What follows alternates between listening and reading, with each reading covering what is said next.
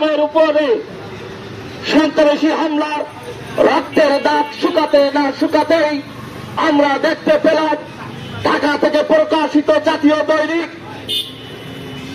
জনবাণীর সম্পাদক শফিকুল ইসলাম, ব্যবস্থাপনা সম্পাদক রাজু আহমেদ, বিশেষ প্রতিনিধি এবং পত্রিকাটির অনলাইন সম্পাদক আতাউর হোসেনের উপরে সন্ত্রাসী হামলার ঘটনা ঘটেছে।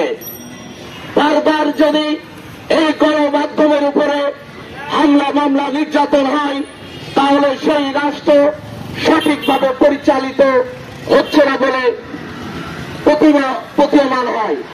মোর পত্রিকা অফিসের ভিতরে ঢুকে খোঁজ খবর দিচ্ছিল কখন পত্রিকাটির সম্পাদক প্রকাশক সহ অন্যান্য সাংবাদিকরা অফিসে উপস্থিত হবেন।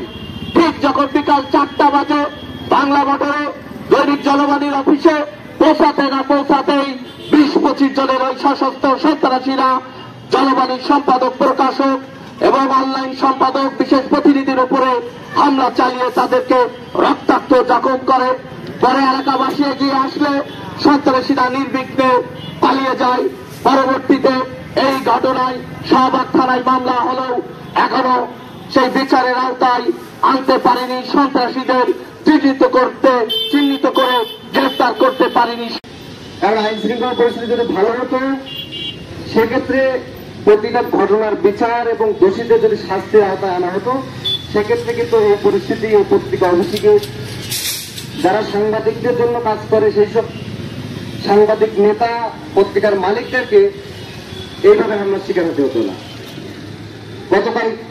গত পরশুদিন রাত্রে আমরা সবাই জানি যে সচিবালয়ে দুর্বৃত্তরা আগুন দিয়েছে।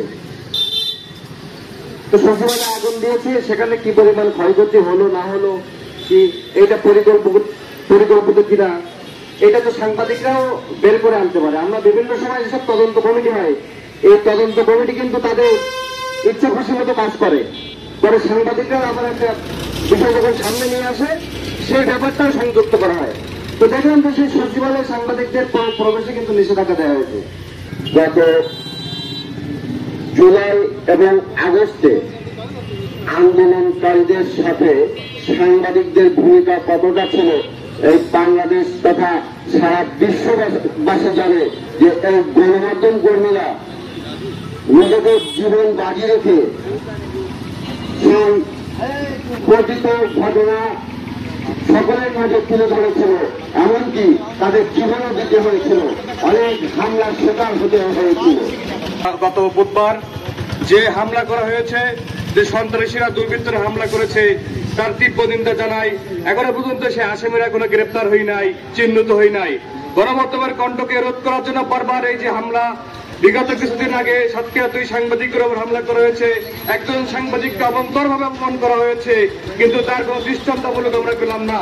এভাবে যদি গণমাধ্যমের কণ্ঠকে রোধ করা যায় তাহলে রাষ্ট্রের যে চতুর্থ স্তম্ভ থেমে যাবে। চতুর্থ স্তম্ভ থেমে গেলে এদেশে অন্যায় দুর্নীতির পরিমাণ বেড়ে যাবে, এই দেশ রাষ্ট্রের একটি অন্ধকারে নিমজ্জিত হয়ে যাবে। এজন্য আমরা চাই, যারা গণমাধ্যমের কণ্ঠকে রোধ করতে চাই, সরকারের সুদৃষ্টি কামনা করছি, এই সন্ত্রাসীদের এখনই থামাই দিতে হবে। একজন সম্পাদক, সেই সম্পাদকের অধীনে অসংখ্য প্রতিনিধি থাকেন। তারা সমাজের বিভিন্ন নিয়ম অনিয়ম এর সংবাদ পত্রিকার মাধ্যমে তুলে ধরেন, কিন্তু দুর্ভাগ্যের বিষয় সেই অনিয়মের রিপোর্ট যখন পত্রিকাগুলোতে প্রকাশিত হয় তখন সেই অসাধু দুর্নীতিপরায়ণ ব্যক্তিবর্গ তাদের উপর বরাবরই হামলা চালায়। না পারি তখন আমাদের কিন্তু সন্ত্রাসী লেগিয়ে দেয় আমাদের বিরুদ্ধে নির্যাতনের জন্য। তারই পরিপ্রেক্ষিতে